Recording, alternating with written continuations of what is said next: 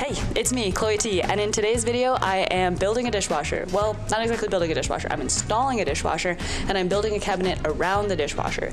And the main design consideration was that it needed to be somewhat movable, because there's a closet behind the dishwasher that I have to be able to access from time to time. So if you want to see that build, keep on watching. Thanks. Of course, the first step of installing a dishwasher is having a dishwasher. So I happened to find one on Facebook Marketplace for only $25. But of course, with a $25 dishwasher, I was a little bit worried that it wouldn't work, so I wanted to test it before moving forward with the project. Now, testing a dishwasher means I would need three things: electrical, drainage, and hot water.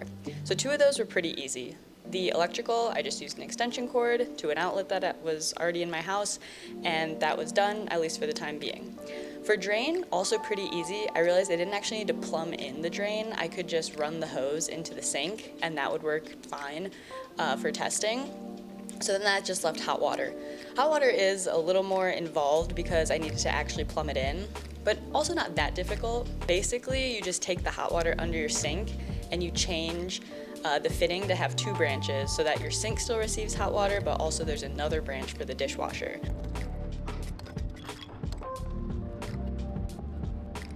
And with that, I could test.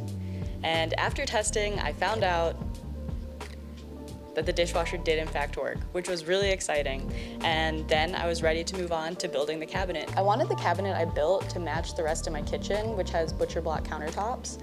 And I did actually find an offcut of the butcher block used in the rest of the kitchen, which was super lucky, but was a little unlucky, was that it wasn't quite big enough to cover the top of the dishwasher. So basically my plan was, let's pretend this is the piece of butcher block that I found. I needed to cut it across its whole length to basically get two pieces so it could be double as wide. So that's called resawing. And I mean, if you think about it, it's kind of like the hardest way to saw a piece of wood. Like this would be much easier, this would be much easier. This is kind of difficult, but that's what I decided to do because I really wanted the butcher block to match. So before I started resawing through it, I first cut off two pieces that would be the lips of the butcher block so that it would look thicker than it actually is.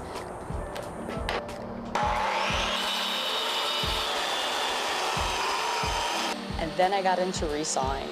And resawing was quite an endeavor. I built a little kind of jig or holder to keep it steady, and then I used a handsaw and just went from each corner and started cutting towards the middle.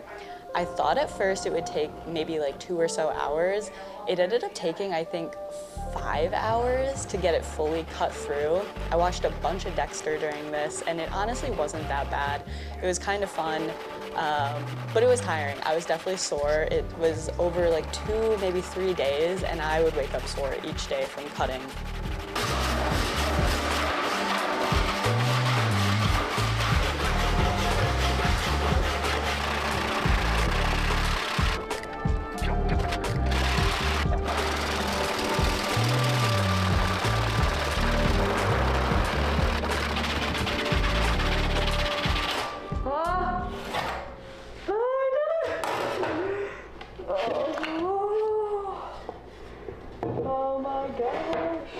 So with the piece of butcher block cut in half, there was still a lot of work to be done to turn that into a good looking countertop. So the first step was sanding those pieces, sanding them a bunch. Resawing them added a lot of imperfection and the wood looked really ragged, so I needed to sand them down to look good. Then with the two pieces of wood sanded, I glued them together using some pipe clamps to hold them, and now I had the correct width to go over the dishwasher.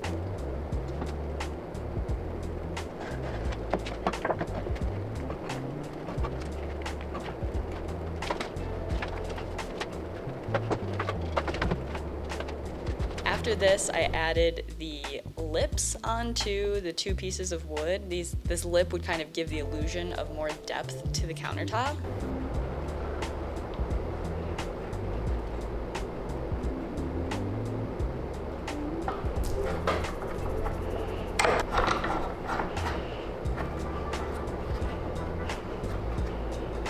And after adding that onto it, I went and looked I kind of held it over the dishwasher and I realized that there was not enough depth. The width was good, but I did not have the depth I needed to cover the dishwasher. But basically, I just went to Home Depot. I found a piece of wood that I think matched pretty dang well. It was a piece of birch, and I glued that onto the back to add more depth to the piece. And then, of course, I sanded a bunch more. And while I'm sanding, I'm in Arizona in the summer. It's 105 degrees, so it can be a little hellish sanding.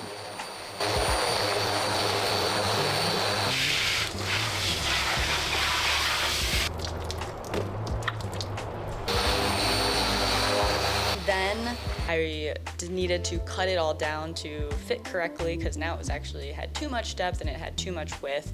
But a little problem was that I didn't have straight edges to really go off of. So I needed to tape the countertop onto a sacrificial piece of wood so that I could run it through the table saw and get straight cuts on all the edges.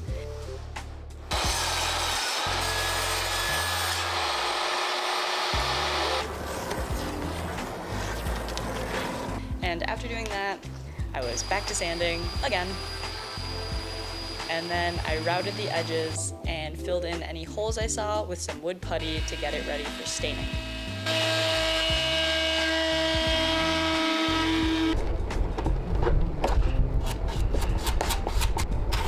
I talked to the guy who did the countertops that are in the existing kitchen, who's actually a friend, and he said he used Danish oil to finish them. So I used the same Danish oil that he used in hopes of getting it to match the existing countertops as perfectly as possible.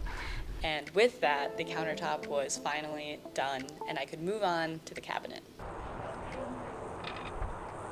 To build the cabinetry that would go around the dishwasher, I started with a huge 4x8 sheet of plywood. Now this was too hard for me to really move around, so the first thing I did was cut it down to more manageable sizes with a circular saw. Then with the more manageable sizes, I was able to move to the table saw, where I was hoping to cut the plywood to the right sizes for basically kind of the legs of the cabinets or the sides of the cabinets. Unfortunately, at the table saw is when tragedy struck. Not my fingers, I just cut it to the wrong size. Talked a big game about measure twice, cut once. I fucking cut them wrong. I'm so pissed. I don't have enough material to do it again. Oh my god.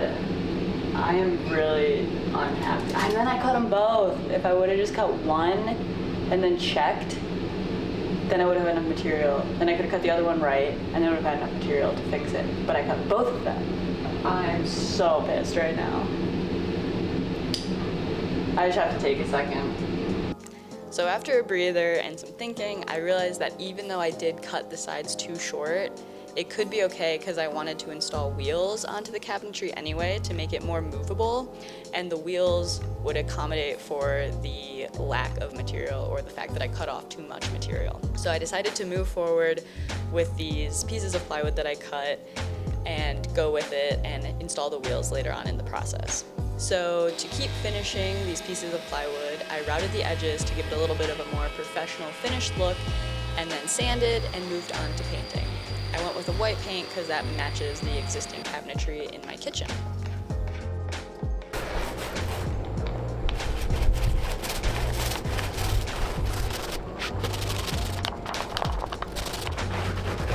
Then, after painting, I drilled holes in the bottom to put in some nuts, and those nuts would receive the wheels that would go onto it. And I couldn't use T-nuts because the plywood was actually not thick enough to accommodate T-nuts, so that's why I super glued in nuts.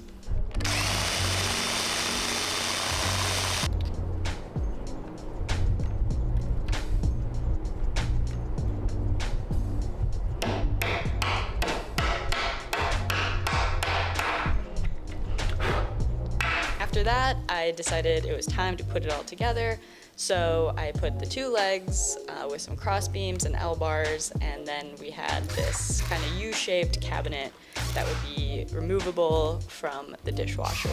So after building the main structure of the cabinet, I then glued on the countertop, and I just used some clamps and glued it to those cross beams.